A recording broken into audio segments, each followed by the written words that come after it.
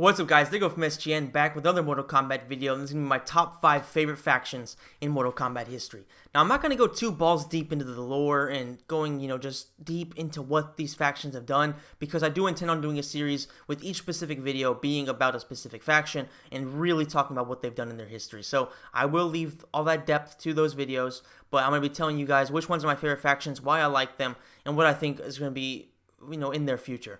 Starting off with number 5, the Shirai Ryu. And of course, everybody knows the Shirai Ryu are Scorpion's faction, who were wiped out by Quan Chi, and it was blamed on Sub-Zero. Moving forward, Sub-Zero and Scorpion have made peace because Scorpion discovered that it was down to Quan Chi, and in the original timeline, he actually vowed to protect Kai Lang, who was the second Sub-Zero, who took the mantle of Bi-Han, who Scorpion killed. And moving forward, like I said, they have now made peace, and I think that with that calm that they're going to have, more or less. Of course, it's Mortal Kombat, so there's really nothing calm about it. But moving forward, the Shirai Ryu are going to continue to get more powerful, and they're going to continue to add more characters to the main roster that are Shirai Ryu. In Mortal Kombat X, we had Takeda, who was Scorpion's apprentice, who was also the son of Kenshi, and he was one of the coolest characters that they added to the game, in my opinion. I have him as actually my favorite new character, because I think that Cassie Cage is very interesting. I like the fact that she has Johnny Cage's attitude and all that stuff, because I'm a huge Johnny Cage fan, but realistically, she's not as unique as Takeda, because he's got a very interesting story, having had his mom be murdered, and Kenshi trying to avenge that, and it looks like they might be building towards something, as those two trying to take down the Red Dragon who did kill his mom. It's going to be very interesting to see what they can do there, and if they continue to develop the Shirai Ryu, in my opinion, they're going to be a very, very important faction moving forward, as they already are to the history of Mortal Kombat, having more and more unique characters going to be on the main roster. It's going to continue to give importance to a faction that, in the original timeline, wasn't able to get a lot of space. They weren't really able to get a lot of screen time, because, of course, they were a faction that was completely wiped out, whereas now, thanks to Scorpion, bringing in a lot of recruits after the invasion of Earthrealm by Shinnok, it's a very deep story now they have. In the new timeline, they are also the protectors of the Dagger Kamidogu, which is one of the most important artifacts in Mortal Kombat, because it's one of the Kamidogus that, if the Dragon King, for example, comes back, that's one of the things they're going to give him as power. So it's very, very interesting what they're doing with them, and it looks like they're going to have a pretty prominent role moving forward, and that's very, very cool, and I'm glad to see that Scorpion, not unlike in the original timeline where they were brought back, but just as basically revenants. It's nice to see that they're giving him an opportunity to develop, not just as a human being, as a character, but also develop his clan and really show what he's like as a leader. You know what I mean? It's a completely different thing, something that we hadn't seen from Scorpion yet, because yes, he was the champion of the Elder Gods in Mortal Kombat Deception, and yes, he was always a very cool character, very important to the story, but this is a completely different thing, and it's cool to see him develop like that as a character, because realistically, as cool as he was pretty stale for a while, because it was pretty much just the same thing. He was just there for vengeance, whereas now he has a purpose. He has a human purpose, and it's very, very cool to see. Moving on to number 4, and this is a very small faction, but one that I think is very, very cool and has a lot of potential that has not been tapped into yet. And of course, it is the Takunin. If you don't know who the Takunin are, then that's not a knock on you, because they're, like I said, they're a very small faction, and you have to be a really diehard Mortal Kombat fan to know what the Takunin are. And they are Sector's, I'm not going to say a failed experiment, but they're just a separate thing that Sector started after failing to take over the Lin Kuei.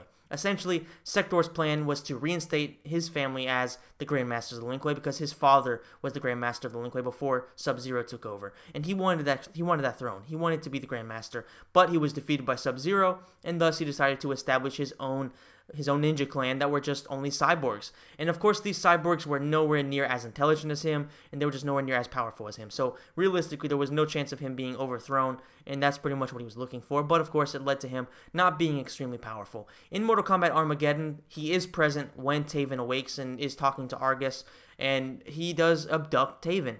And that's pretty much the extent of the storyline about them, because then the Special Forces show up, and they do give Taven the opportunity to escape. So that's pretty much the extent of it. They didn't really go into him very much, but there's a lot of potential there, in my opinion, because with Triborg being DLC in Mortal Kombat X, they did bring back the cyborgs, and in their endings, they do show the Takunin. So it looks like there's going to be potential of them moving forward. But of course, with Triborg being a DLC character, it's up to debate to whether he's actually canon. More than likely, no, because DLC characters tend not to be canon. But if he is canon, if they do come back as being individual cyborgs and not being in variations of a single one, And that's going to be very cool. You know what I mean? If Sector comes back, if Smoke comes back, even as a cyborg, I'll be happy about that too, as long as Smoke does come back. And if Cyrax come back, that's going to be very, very cool. Because Mortal Kombat X, one of the biggest issues with the game was the lack of cyborgs. I mean, everybody loves the cyborgs. Ever since Mortal Kombat 3, people have loved them. You know, ketchup and mustard, Cyrax and Sector. I'm not going to say you can't do a game without them, because of course you can. They're not that important, but they're very cool characters. They're very, very cool faction in their own right. The Lin Kuei Cyborg Initiative was very cool. And now that they have their own thing, I think it'd be a big shame if they didn't try to expand on it and give them a game to really shine and really show that they do deserve, some spots in the main roster, and they do deserve some development as their own faction. Moving on to number 3, we have the Red Dragon, who are, if not the most, then definitely one of the most ancient and prominent factions in Mortal Kombat, because they have a lot of things going on in a lot of different storylines and a lot of different timelines as well. Now, the Red Dragon, they were formed by Dagon, who was the half-god son of Delia and Argus, and his goal, his purpose in life was essentially to defeat Blaze and prevent Armageddon.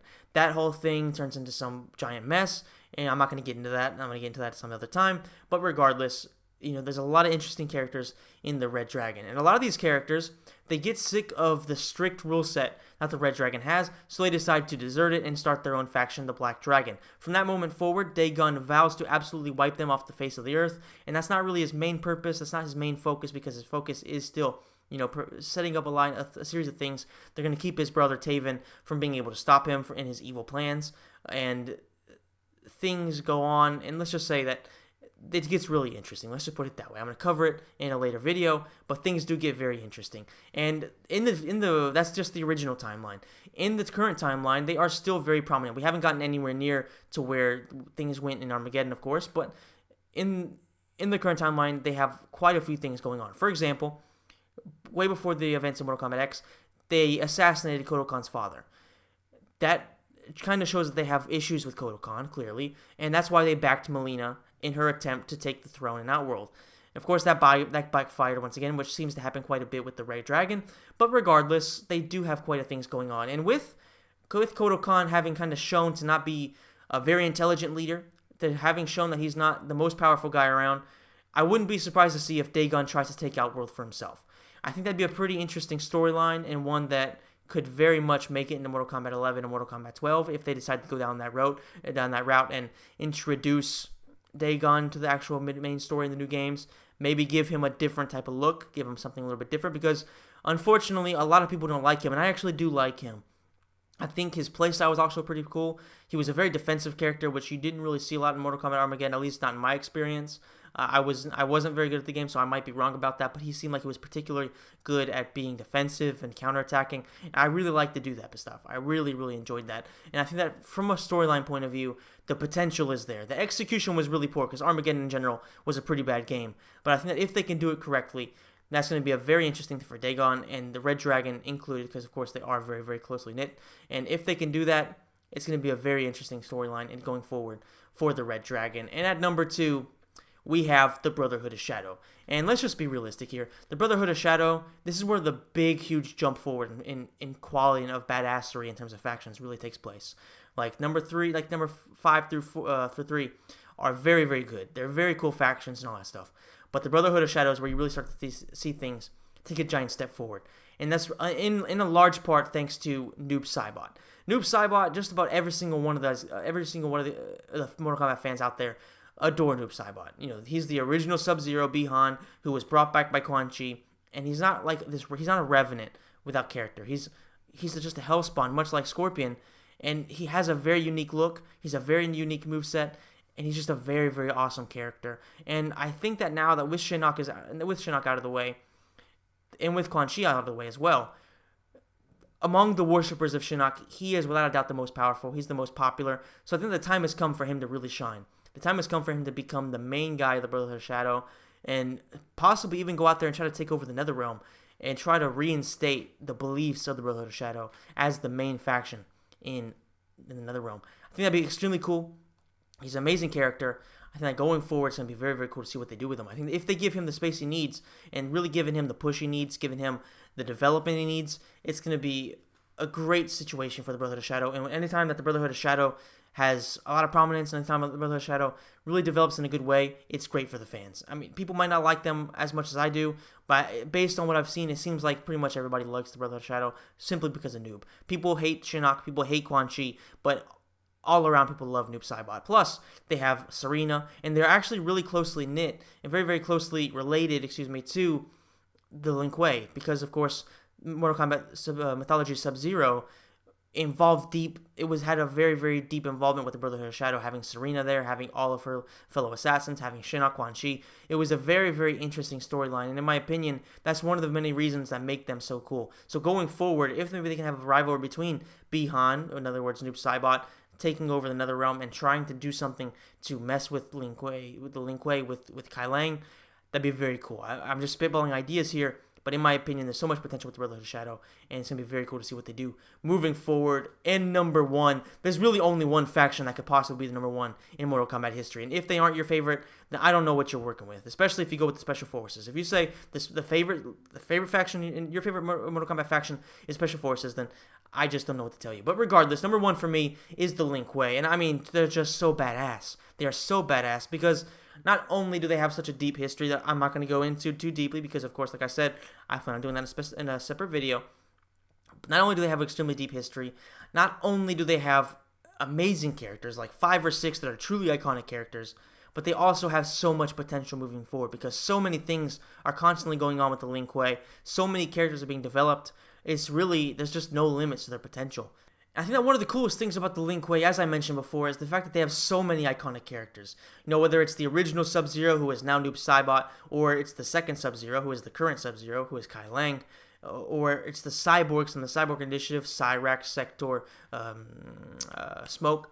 If it's any of these characters, there's so much about them that's so cool. And they even added Cyber Sub-Zero, who I'm not a fan of, and it seems like most people aren't fans of. But regardless, there's so many good cyborgs as well. So there's so many iconic characters, plus Frost. In my opinion, Frost, I can't really classify her as an iconic character because she was good in Mortal Kombat Deadly Alliance of Deception, but they didn't really do everything correctly. If they did things perfectly and really made her as good as she could possibly be, and there's no doubt about the fact that she could be an iconic character. And if they can bring her back and do things correctly, she does have that potential. And I think that it was a very, very big opportunity missed to really add her in Mortal Kombat X among the, the combat kids, as they call them, the new heroes, Takeda, Kung Jin, Cassie, Jackie, etc. If they could have added Frost there to add not just your typical human being, because realistically, apart from Takeda, all of them are just kind of regular humans. Kung Jin, he's a Shaolin monk, of course, but he uses a bow, so it's not like he's doing anything particularly cool. Whereas Takeda, using the chains and things like that, having trained with Scorpion, he has a bit more interesting things to him. I think that Frost, being a character from the Lin Kuei and mixing her in with a character from the Shiryu like Takeda, it would have been very cool to see how that progressed, how that storyline went on. Were they going to be a rivalry, or what exactly would have gone on between those two? Were they going to be able to work together? There was so much potential there, and unfortunately they didn't really exploit it, but I think that going forward they are definitely going to try to fix that issue and really make her a cool character in the future games. And that is it for this video, guys. I hope you enjoyed it. Let me know in the comment section down below what you think of my list. Which ones would you agree with? Which ones would you have taken out? What changes would you have made? Let me know all these things in the comment section down below. If you enjoyed it, please smash the like button, subscribe to the channel, and share the video. If you would like to, hit the notification bell. That way, every time I put out a video, you'll be notified. You'll be one click away from watching the video. Once again, as always, thank you so much to every single one of you guys who continues to watch all my videos and who continues to subscribe to my channel and hit me up with comments. I appreciate every single one of you guys, and I will see you in the next video. Thanks for watching.